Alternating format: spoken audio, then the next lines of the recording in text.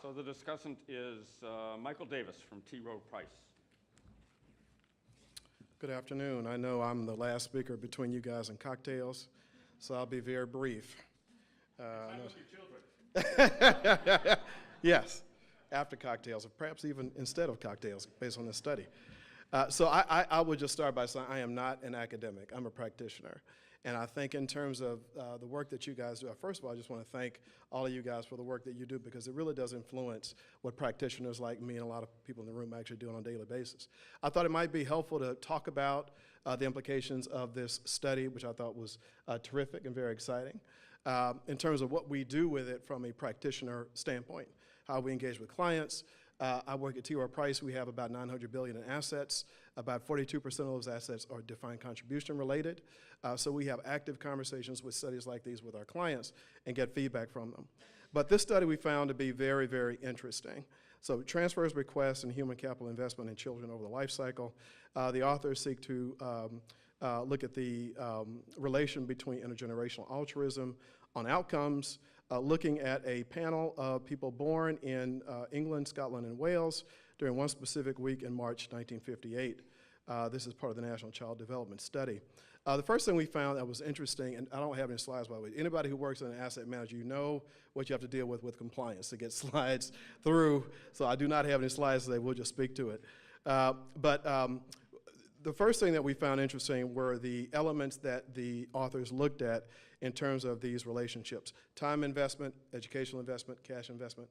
We were a little surprised that the cash investment element was such a small determinant, roughly about 5%. The larger drivers were education and time investment. The implications for that are quite significant on a variety of things, not the least of which is the estate tax discussion that is underway in the US. Also just a hierarchy of retirement, which I'll talk about a little bit later. But lots of implications for us to think about. Another thing that we thought was really interesting was just the significance of differences identified by age 16. Roughly 2/3 of the differences were identified by that age, which sort of speaks to the importance of early childhood education programs. When we talk to clients, we typically don't talk in terms of that, but we do think more broadly these days about the totality of these benefits and financial wellness and these kinds of things. So one thing that we have been talking about lately with clients is DC plans as destination accounts.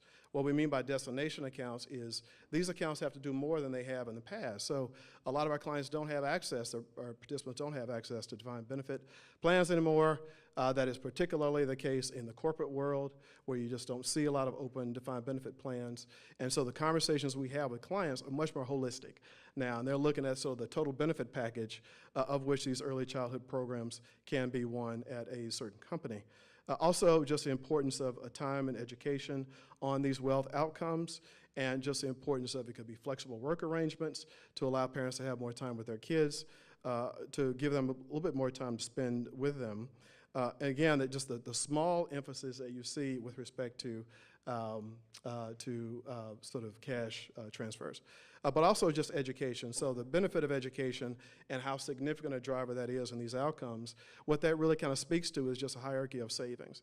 So a lot of times, I would say maybe 10 years ago, when you would go out and talk to clients about retirement, you really did focus on retirement and retirement alone.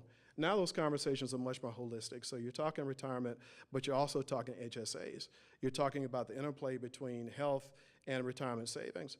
But what this says to us is we should think about education being a much more sort of salient element of that overall conversation, given the impact that it has, right? Just being able to sort of provide an opportunity for your child to really be educated at a top institution, and just the benefit that some of these tax advantage programs can offer for that whole discussion. So that's something we would want to sort of incorporate more vibrantly in the way we go to market. Also, just the predictive value of the model to look at these intergenerational transfers, how they can affect behavior in the future. I think that, again, this panel of information is very rich. To have a level of survey data and information that you can have on a group that was born in '58, all the survey data you can do year by year. The next survey, I think, is coming up in 2018. So one of the things that we think is really interesting is that these people are starting to get to age 60. And what are the implications of all of these inputs into retirement? Retirement savings patterns, and then as the survey continues over the years, ultimately mortality and longevity.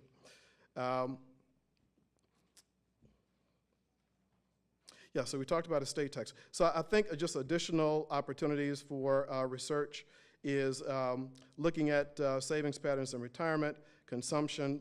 We talked about longevity and mortality. Also, just a translation into the U.S. This panel was obviously a UK panel, and there are some translation differences between the UK and the US, and just making sure that we account for those as we think about the interpretation of these factors in the US. And then finally, the authors looked at primarily the father's education. It would be interesting, to the extent that data is possible, to look at mother's education as well, and not just the father, and look at the parents in totality to see what that impact actually is. So, thank you.